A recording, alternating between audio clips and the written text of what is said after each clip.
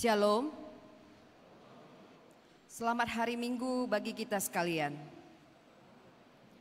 Terpuji nama Tuhan Yesus yang telah memberikan kita kesehatan dan kesempatan untuk boleh mengikuti ibadah di GKPI Padang Bulan malam ini, di mana untuk ibadah malam ini adalah Minggu Trinitatis atau Ketritunggalan yang mengangkat tema Kudus, kudus, kuduslah Tuhan.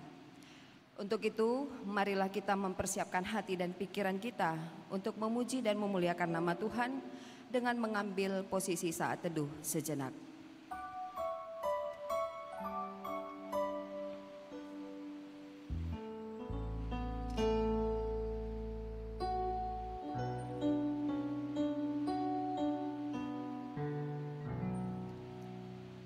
Amin. Kita angkat pujian dari Kidung Jemaat nomor 2 ayat 1 sampai 3, suci, suci, suci.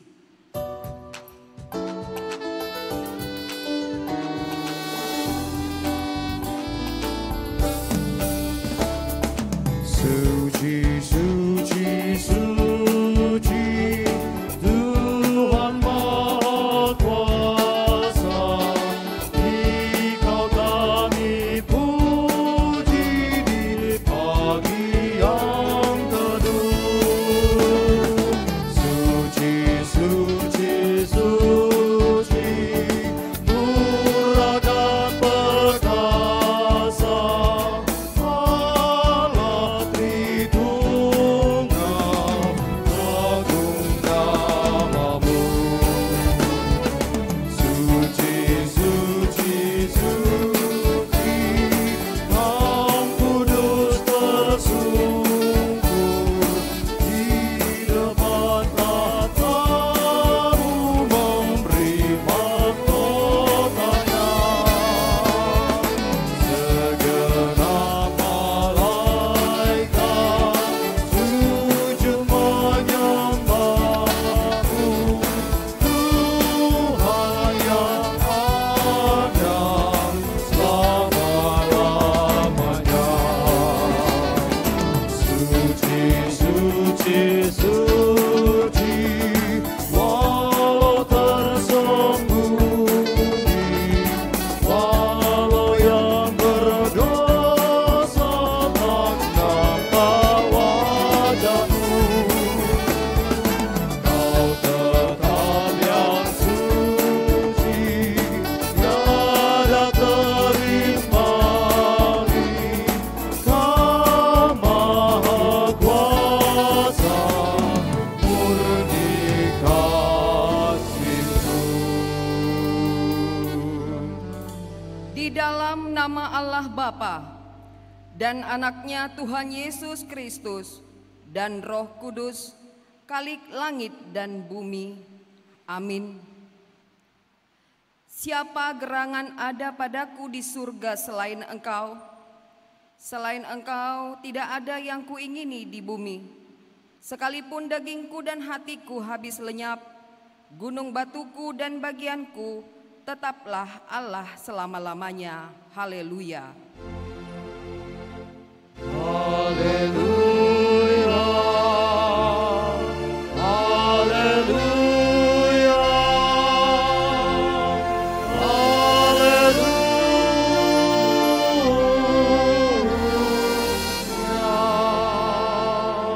Kita berdoa. Ya Tuhan Allah Bapa kami di surga, curahkanlah roh-Mu ke dalam hati kami, agar Engkaulah yang menetap di dalam hati kami. Singkapkanlah mata batin kami untuk melihat dan mensyukuri kasih dan kebenaran-Mu, seperti yang telah dinyatakan oleh Yesus Kristus Tuhan kami. Topanglah kami pada masa pencobaan, agar kami tidak terjerumus ke dalam jurang keputusasaan. Tuntunlah kami untuk melangkah di jalan terang-Mu yang abadi, sampai kami akhirnya Engkau bawa ke dalam kerajaan-Mu yang kekal. Demi Yesus Kristus Tuhan dan Juru Selamat kami. Amin.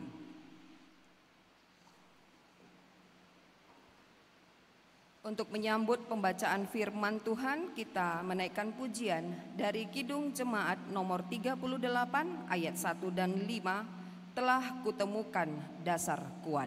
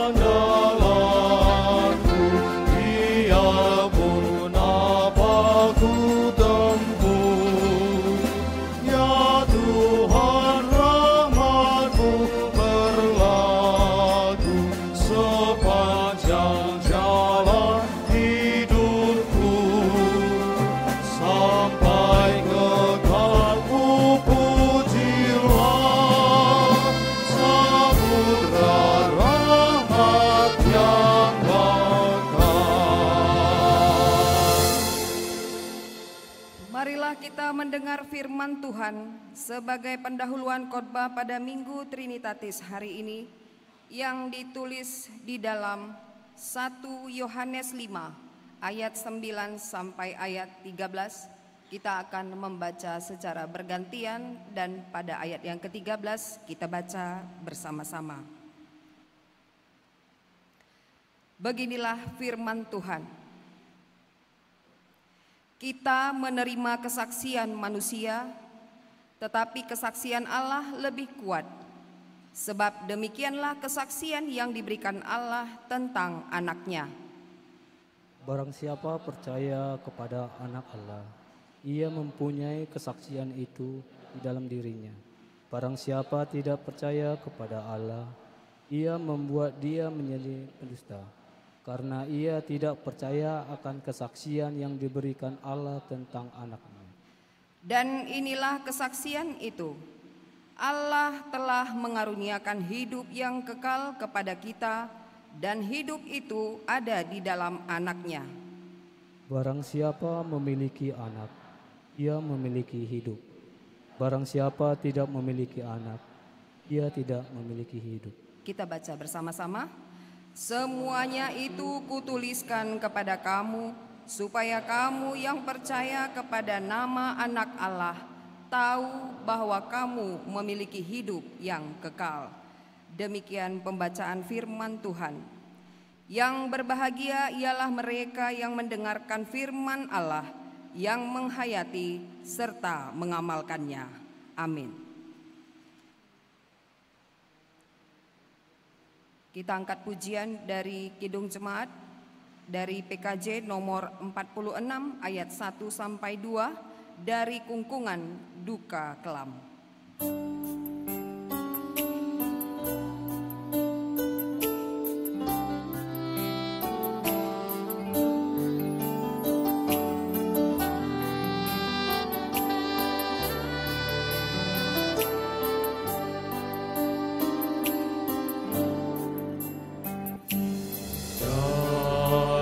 Kungkungan duka kelam,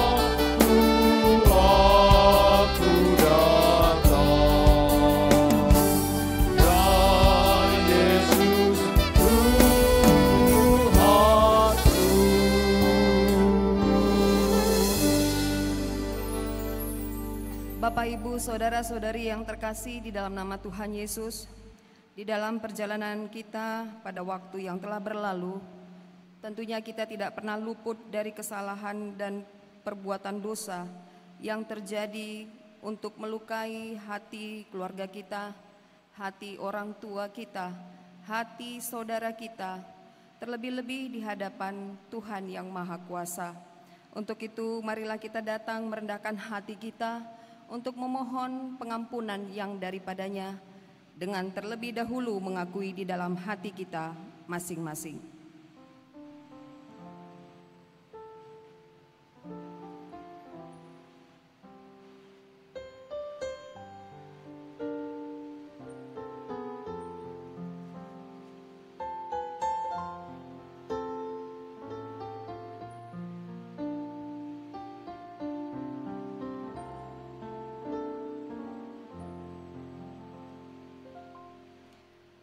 Bapa kami yang bertahta di dalam kerajaan surga, Engkaulah Tuhan yang berkuasa mengampuni segala dosa umat manusia, dan pengampunan-Mu telah Engkau nyatakan melalui Yesus Kristus, anak-Mu yang tunggal Tuhan kami.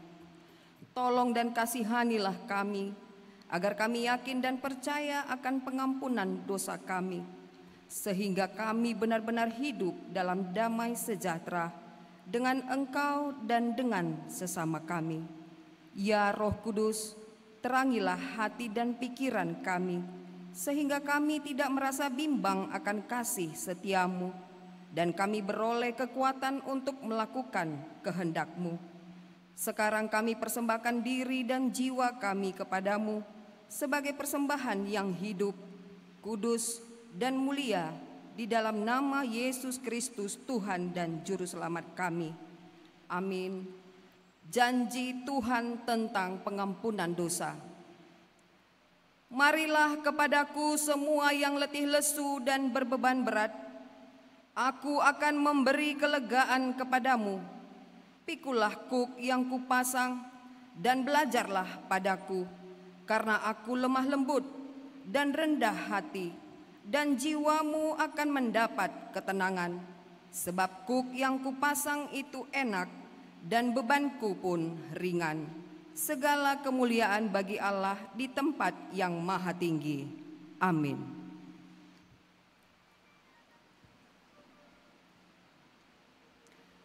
Kembali kita mengangkat pujian dari Kidung Jemaat nomor 355 ayat 1 dan 3, Yesus memanggil.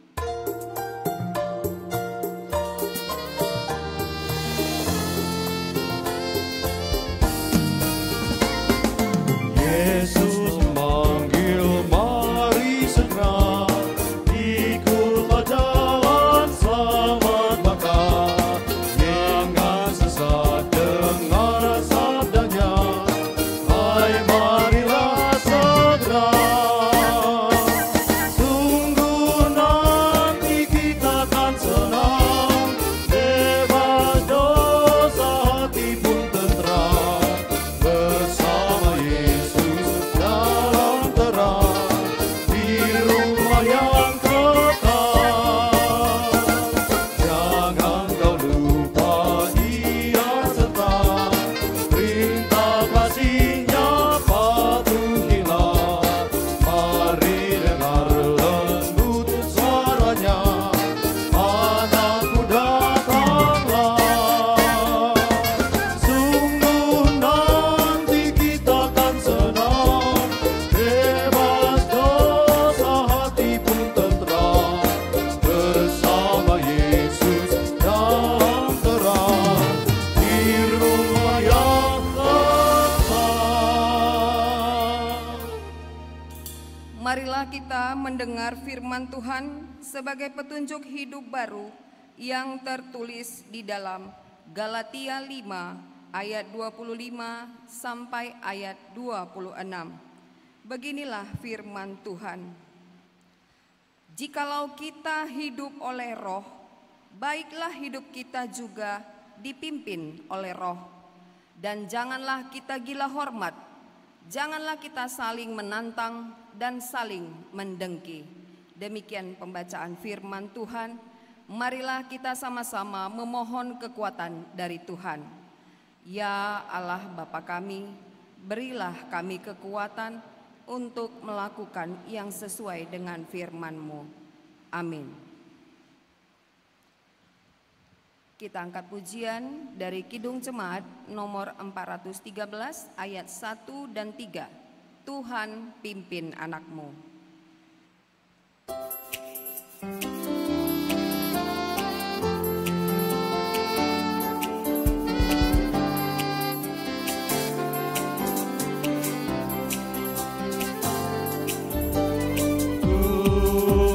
Pimpin anakmu agar tidak tersesat, akan jalan seterus bila kau tetap dekat.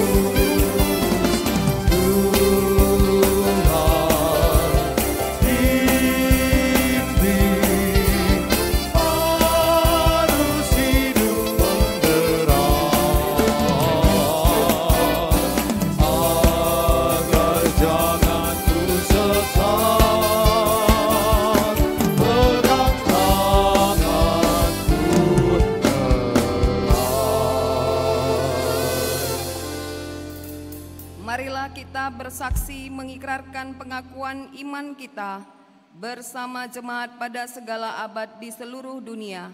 Kita ucapkan bersama-sama. Aku percaya kepada Allah Bapa yang Maha Kuasa, Khalik langit dan bumi. Aku percaya kepada Yesus Kristus, Anaknya yang tunggal Tuhan kita, yang dikandung daripada Roh Kudus, lahir dari anak darah Maria, yang menderita di bawah pemerintahan Pontius Pilatus, disalibkan, mati dan dikuburkan, turun ke dalam kerajaan maut, pada hari ketiga bangkit pula dari antara orang mati, naik ke surga, duduk di sebelah kanan Allah Bapa yang Maha Kuasa, dan akan datang dari sana untuk menghakimi orang yang hidup dan yang mati. Aku percaya kepada Roh Kudus, gereja yang kudus dan am, persekutuan orang kudus, pengampunan dosa, kebangkitan daging, dan hidup yang kekal. Amin.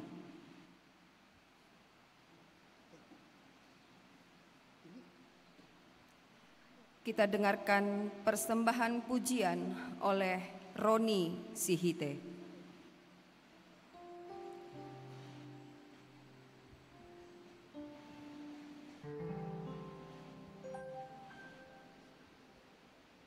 Shalom, selamat hari Minggu. Izinkan saya mempersembahkan salah satu lagu pujian buat ibadah kita pada hari Minggu ini.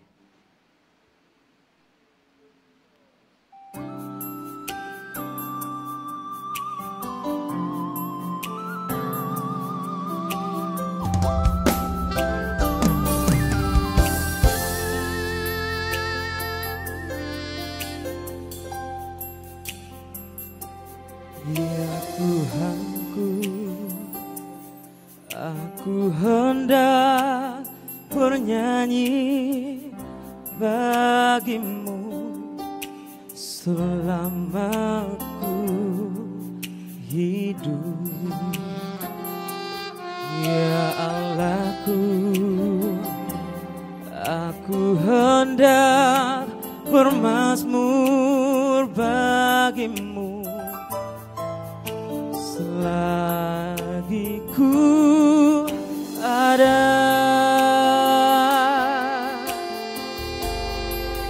Inilah yang ku renungkan setiap waktu, nyanyian pujian dan pengagungan kepadamu.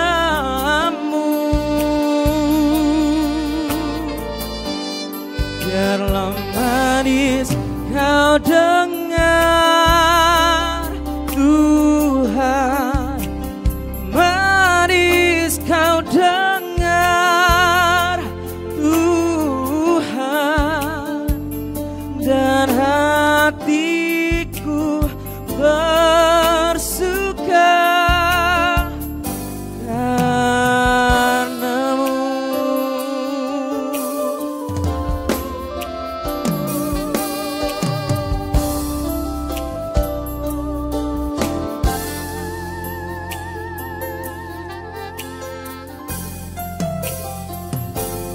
Ya Tuhanku, ku hendak bernyanyi bagimu selama ku hidup. Ya Allahku, aku hendak bermazmur bagimu selagi ku ada. Inilah yang ku renungkan setiap waktu, nyanyian pujian dan pengagungan kepadamu. Oh, biarlah manis kau dengar Tuhan, manis kau dengar Tuhan, dan hatiku bersuka karena-Mu.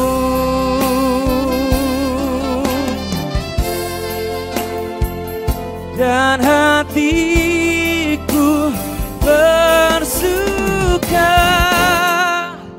karena-Mu.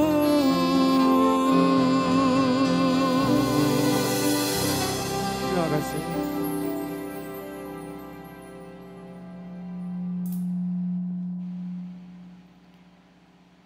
Untuk menyambut pewartaan sabda Allah, kita angkat pujian dari Kidung Jemaat nomor 53 ayat 1 sampai 2. Tuhan Allah telah berfirman.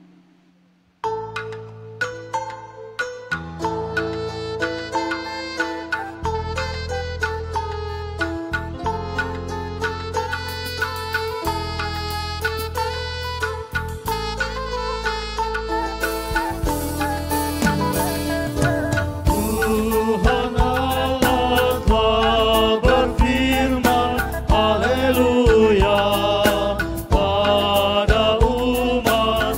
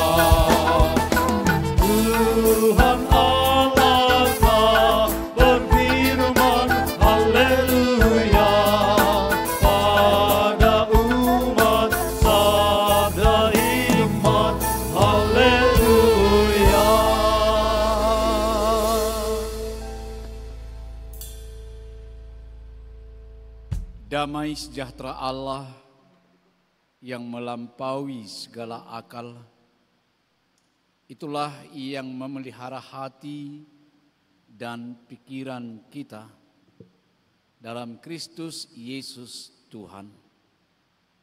Amin. Salam. Bapak, Ibu, dan saudara-saudari yang kekasih, marilah kita mendengarkan firman Tuhan sebagai dasar untuk khotbah kita pada minggu ini dalam Minggu Trinitatis, Ketritunggalan, dengan tema Kudus, Kudus, Kuduslah Tuhan. Dasarkan pada kitab Yesaya pasal 6 ayat 1 sampai dengan ayat 8. Inilah firman Tuhan buat kita, saya akan membacakannya. Yesaya mendapat panggilan Allah. Dalam tahun matinya Raja Uzia, aku melihat Tuhan duduk di atas tahta yang tinggi dan menjulang, dan ujung jubahnya memenuhi bait suci. Para serafim berdiri di sebelah atasnya, masing-masing mempunyai 6 sayap. 2 sayap dipakai untuk menutupi muka mereka, 2 sayap dipakai untuk menutupi kaki mereka, dan 2 sayap dipakai untuk melayang-layang. Dan mereka berseru seorang kepada seorang, katanya, Kudus, kudus, kuduslah Tuhan, semesta alam, seluruh bumi penuh kemuliaannya. Maka bergoyanglah alas ambang pintu, disebabkan suara orang yang berseru itu, dan rumah itu pun penuhlah dengan asap. Lalu kataku, celakalah aku binasa, sebab aku ini seorang yang najis bibir, dan aku tinggal di tengah-tengah bangsa yang najis bibir. Namun mataku telah melihat Sang Raja, yakni Tuhan semesta alam. Tetapi seorang daripada serafim itu terbang mendapatkan aku. Di tangannya ada bara yang diambilnya dengan sepit dari atas mezbah. Ia menyentuhkannya kepada mulutku serta berkata, Lihat, ini telah menyentuh bibirmu, maka kesalahanmu telah dihapus dan dosamu telah diampuni. Lalu aku mendengar suara Tuhan berkata, Siapakah yang akan kuutus? Dan siapakah yang mau pergi untuk aku? Maka sahutku, ini aku, utuslah aku. Demikian pembacaan firman Tuhan buat kita. Bapak, Ibu, dan saudara-saudari yang kekasih dalam nama Yesus, kita sudah memasuki Minggu Trinitatis. Dan minggu yang lalu kita merayakan turunnya Roh Kudus atau Hari Pentakosta, yang juga kita rayakan sebagai hari berdirinya gereja. Ada satu prinsip yang kita ingat, bahwa Hari Pentakosta itu juga sebagai perayaan ucapan syukur atas hasil panen, yang sekaligus juga mengajak kita akan panen di masa yang akan datang dalam perspektif jiwa-jiwa yang dipanggil masuk ke dalam persekutuan gereja.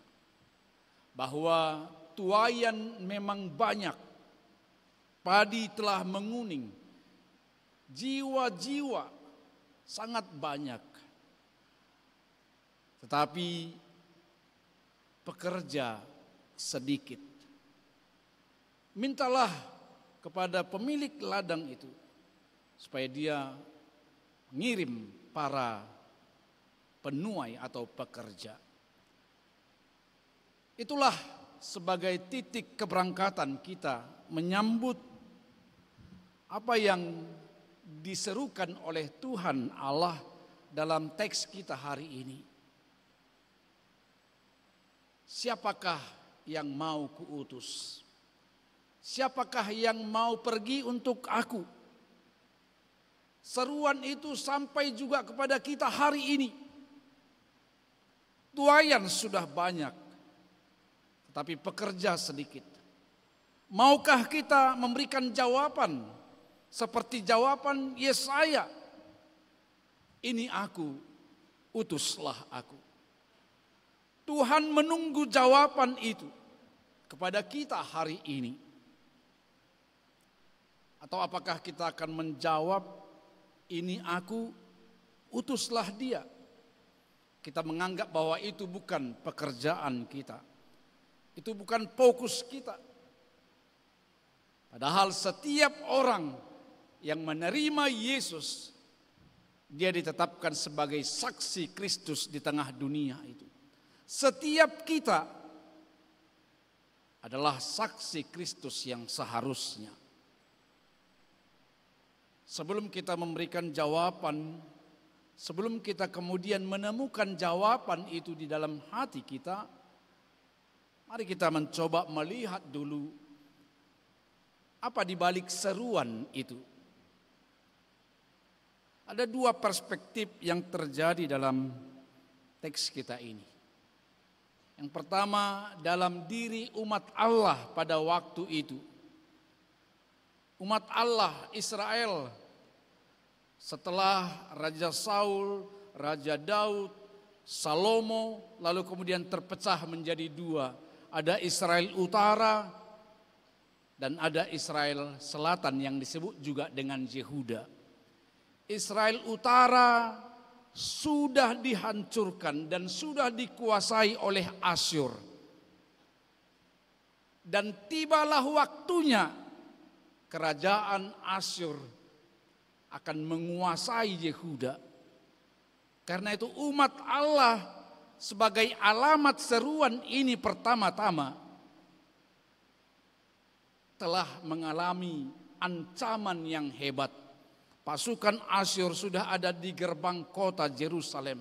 Sementara raja mereka Uzia sudah mati. Terjadi kekosongan. Ada ketidakstabilan politik, keamanan, moral, juga dari sudut keagamaan. Usia memerintah selama 52 tahun, sangat lama. Dan sangat membawa kemajuan di satu sisi. Kalau kita melihat dalam sejarahnya di kitab 2 Tawarikh pasal 26. Pada awalnya Usia sama seperti ayahnya. Seorang yang takut akan Tuhan. Dalam 2 Tawarikh 26 ayat 4 dan 5 dikatakan. Karena dia seorang yang takut akan Allah, maka Tuhan membuat apa yang dikerjakannya berhasil. Dia membangun pertanian sangat hebat. Peternakan di Yehuda sangat hebat. Juga militer sangat kuat. Tapi kemudian muncullah kesombongan, arogansi yang membuat kemudian bangsa itu kehilangan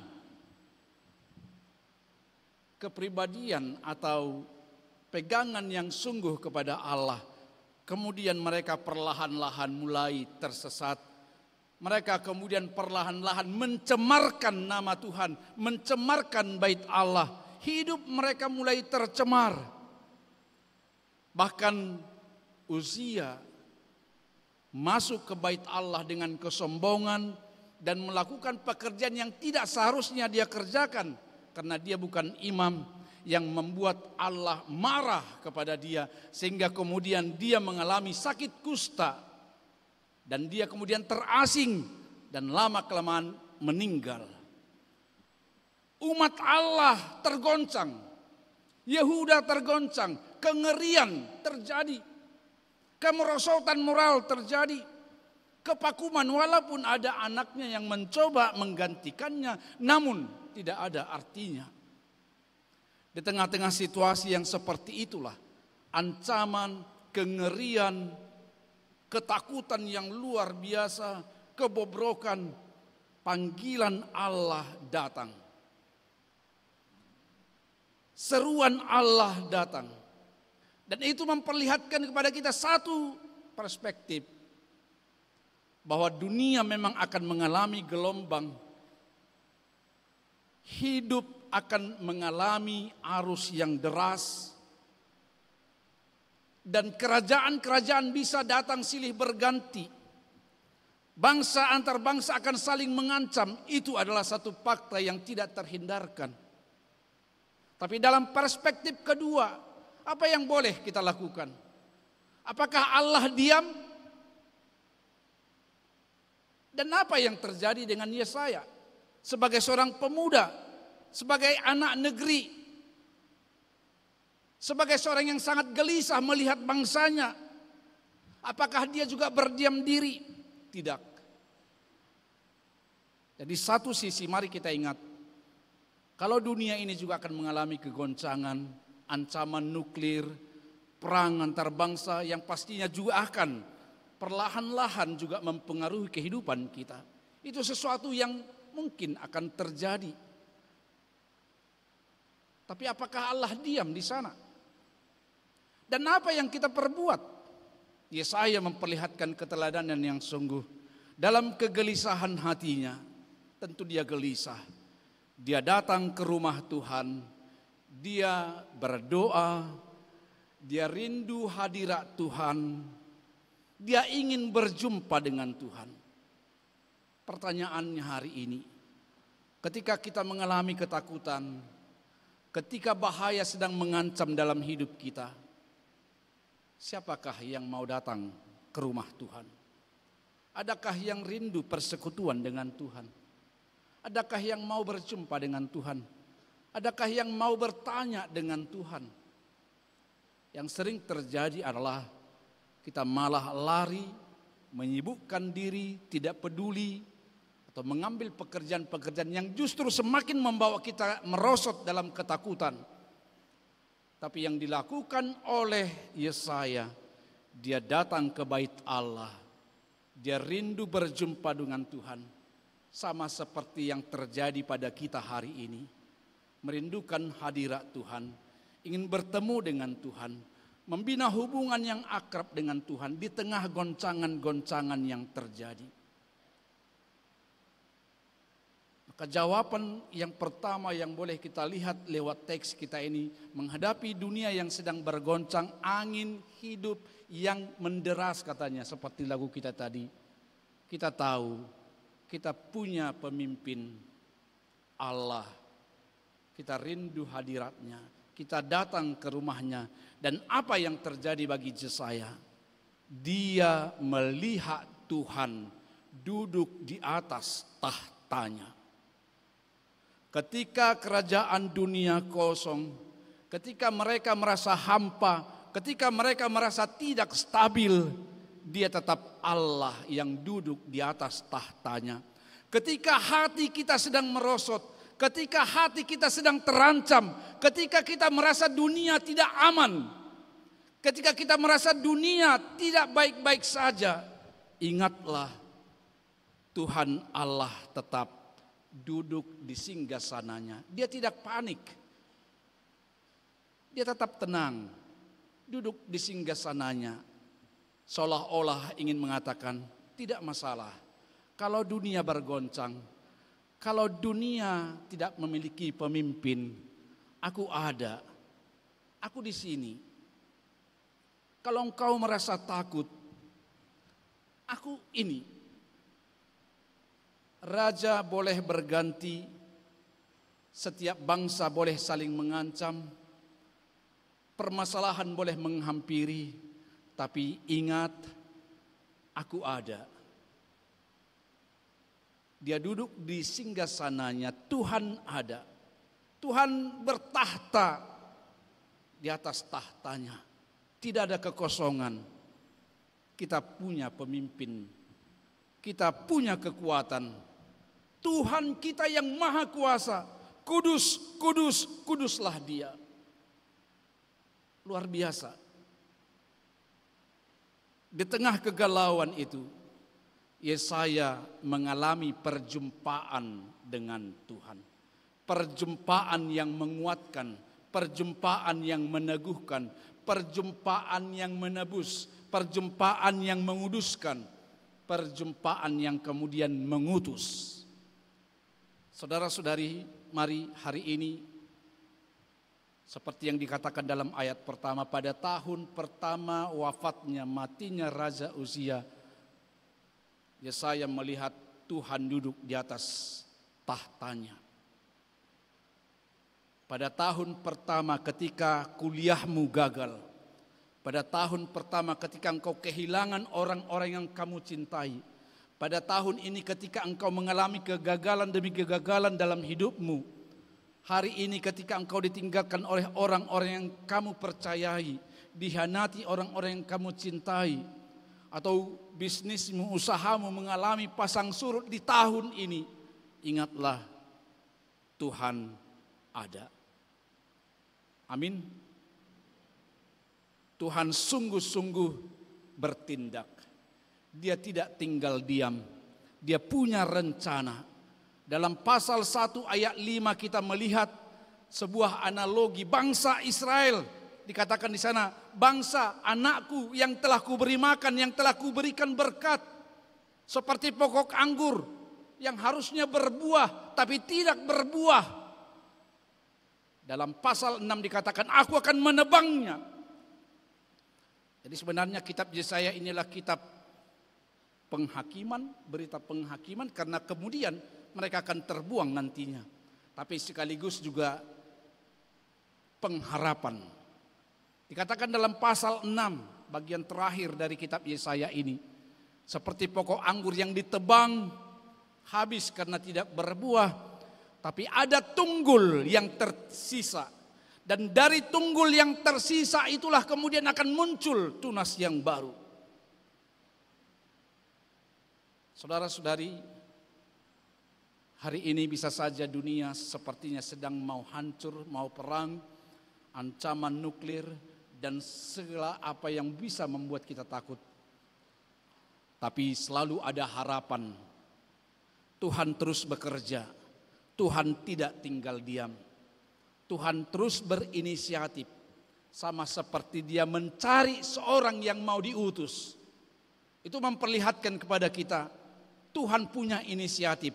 Tuhan punya rencana. Dia terus beraktivitas. Rencana Tuhan tidak pernah gagal sekalipun oleh karena dosa-dosa manusia. Dan rencana Tuhan terus berlanjut bagi setiap orang yang percaya kepadanya. Karena itu mari sebelum kita diutus, sebelum kita melakukan apa yang Tuhan titipkan kepada kita, alamilah perjumpaan dengan Tuhan. Sering sekali kita melihat pekerjaan, melakukan pekerjaan, tapi tidak pernah diawali dengan perjumpaan dengan Tuhan. Perjumpaan pribadi dengan Tuhan, mengalami penglihatan di dalam Tuhan, seperti yang dialami oleh Yesaya. Bagaimana kita bisa mengalami penglihatan? Bagaimana kita bisa mengalami perjumpaan dengan Tuhan?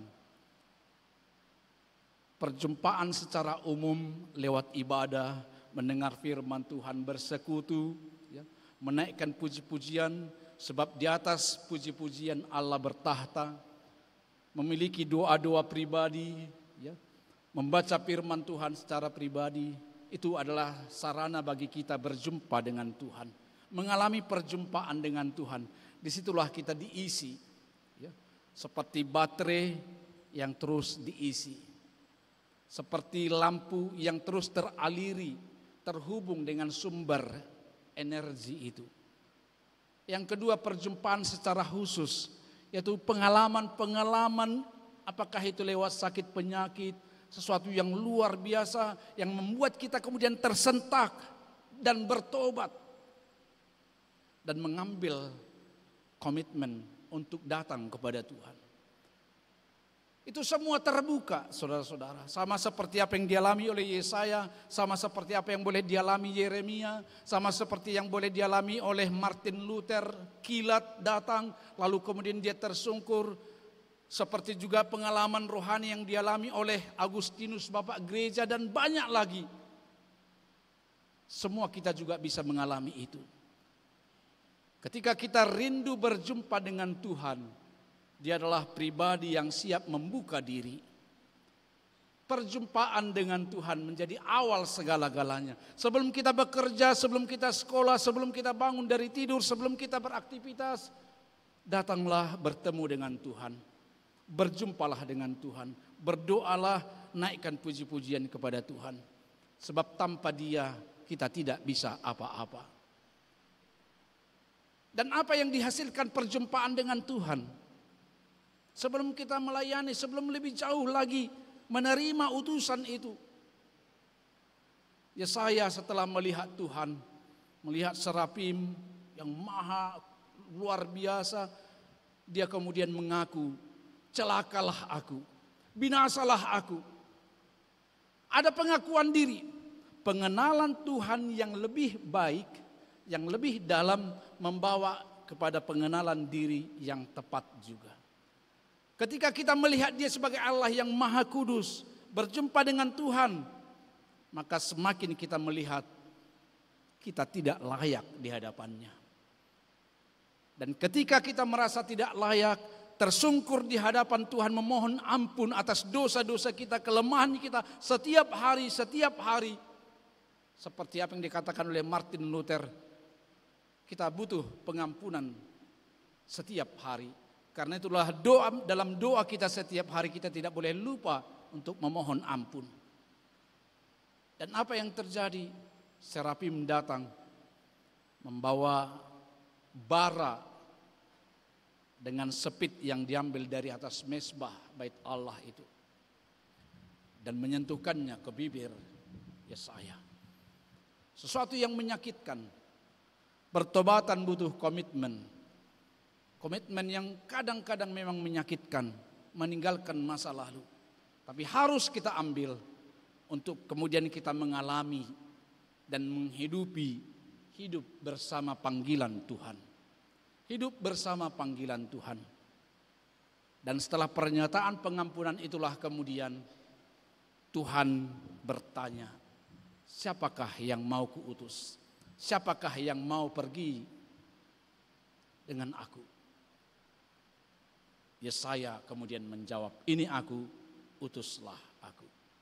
Saudara-saudari yang kekasih dalam nama Yesus, mengikut Yesus adalah pilihan kita. Pilihan kita. Tapi ketika kita sudah mengikut Yesus, adalah ketetapan bagi kita sebagai saksi Kristus. Sebagai saksi Kristus. Agustinus pernah mengatakan dalam komitmennya menerima panggilan Tuhan, tanpa Tuhan aku tidak bisa apa-apa. Tapi tanpa aku Tuhan tidak mau melakukan apa-apa. Itu komitmen dia. Tanpa Tuhan aku tidak bisa apa-apa. Tapi tanpa aku Tuhan tidak mau apa-apa. Itu refleksi dirinya bahwa dia dipakai oleh Tuhan untuk menginjili. Agustinus Bapak Gereja yang memiliki pengaruh yang sangat besar pada gereja mula-mula dan pertengahan. Lalu kemudian ada Teresa dari Abbey yang pernah mengatakan Kristus tidak punya kaki di dunia ini. Kristus tidak punya tangan di dunia ini. Sayalah kaki dan tangan Kristus untuk membawa kasih di tengah dunia ini. Itu pernyataan pribadi yang tidak bisa kita tafsirkan secara dogmatis. Tapi itu sebuah komitmen. Ketika kita sudah menerima Yesus, kita adalah tangan dan kaki Kristus untuk membawa kasih, untuk membawa pengampunan, untuk membawa pembaharuan di tengah dunia ini. Mari kita semua dipanggil untuk itu. Mari setiap kita ada dalam panggilan ini.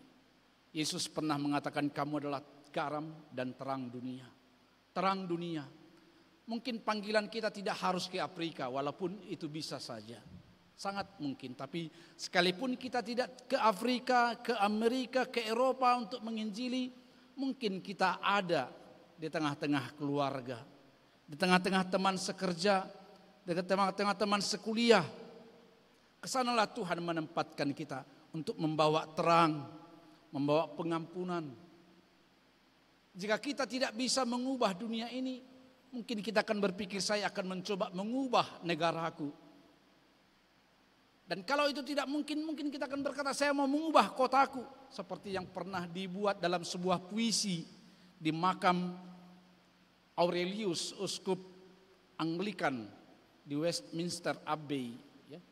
Dalam puisi itu dikatakan ada seorang pemuda yang bermimpi mau mengubah dunia, tapi dia sudah mulai dewasa, itu tidak bisa terjadi. Lalu dia ingin merubah negerinya, tapi itu pun tidak bisa, dia sudah mulai tua.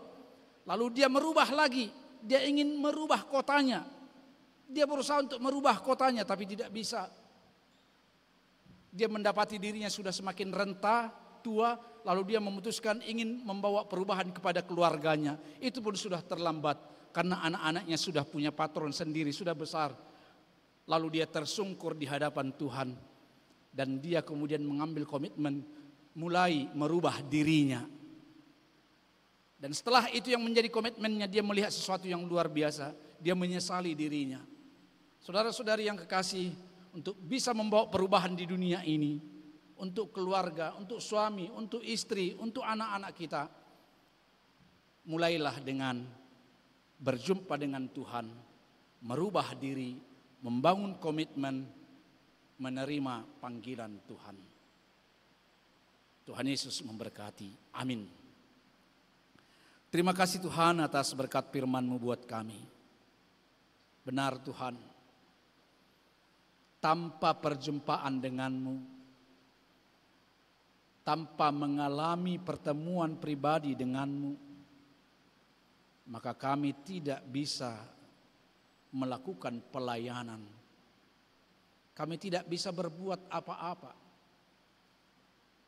Perjumpaan dengan Tuhan Yesus, itulah yang akan mengubah hidup kami. Itulah yang akan meneguhkan kami dalam perjalanan hidup kami.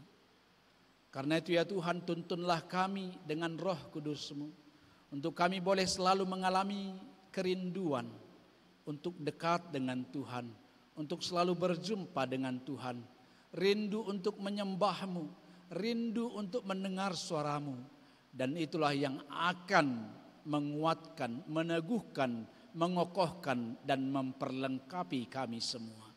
Ini kami Tuhan, pakailah kami, berkati kami semua anak-anak Tuhan.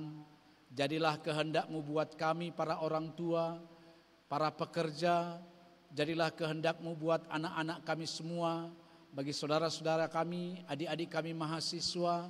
Biarlah kami senantiasa hidup berpadanan dengan kehendak Tuhan. Jadilah kehendak-Mu bagi kami semua. Dalam nama Yesus kami berdoa. Amin.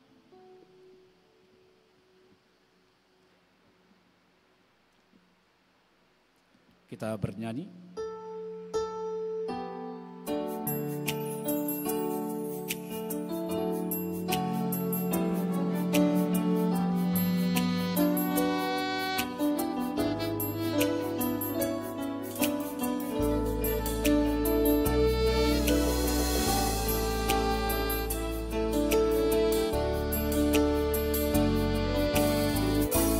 Kasih setiamu sungguh lebih baik, lebih berharga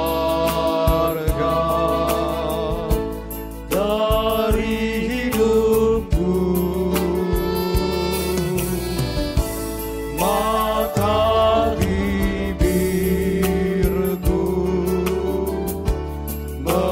mengangkat di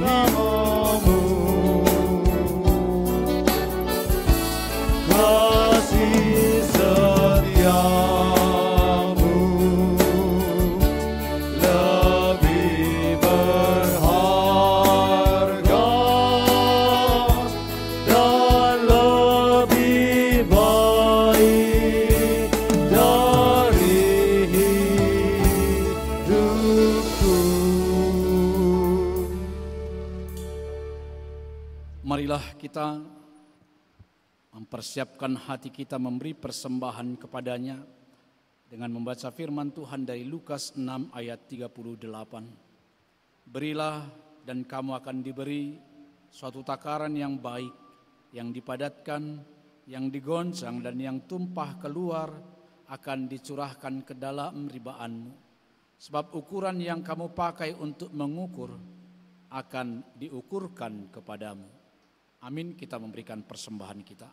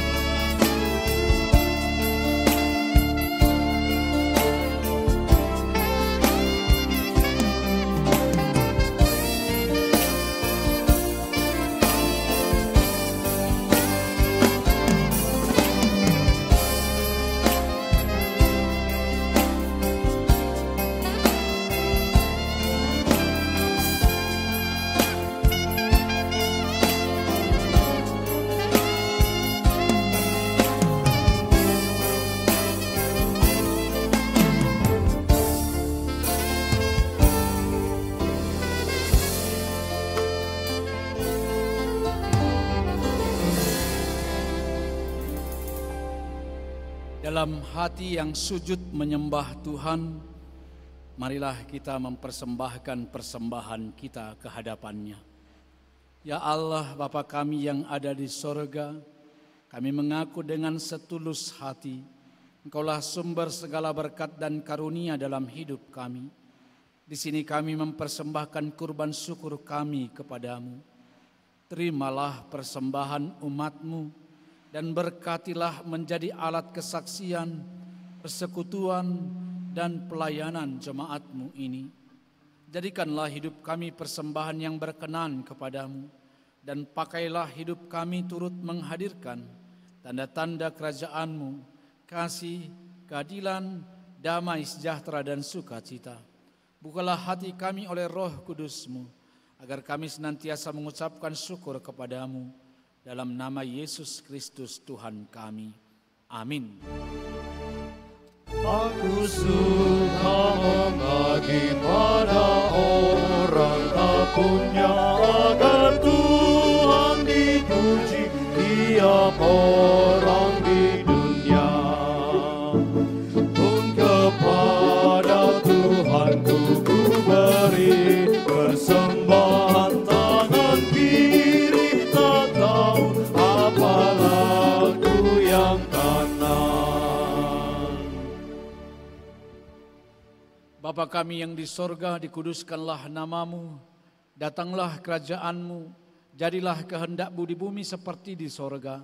Berikanlah kami pada hari ini makanan kami yang secukupnya, dan ampunilah kami akan kesalahan kami, seperti kami juga mengampuni orang yang bersalah kepada kami. Dan janganlah membawa kami ke dalam pencobaan, tetapi lepaskanlah kami dari yang jahat. Karena Kau yang punya kerajaan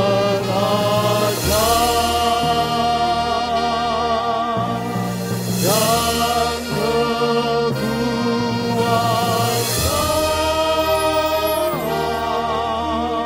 dan kemuliaan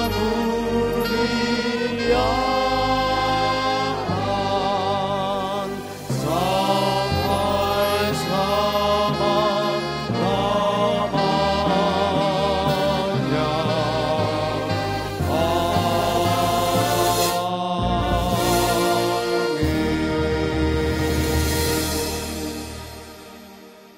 Jemaat Tuhan, pulanglah dalam damai, terimalah berkat Tuhan.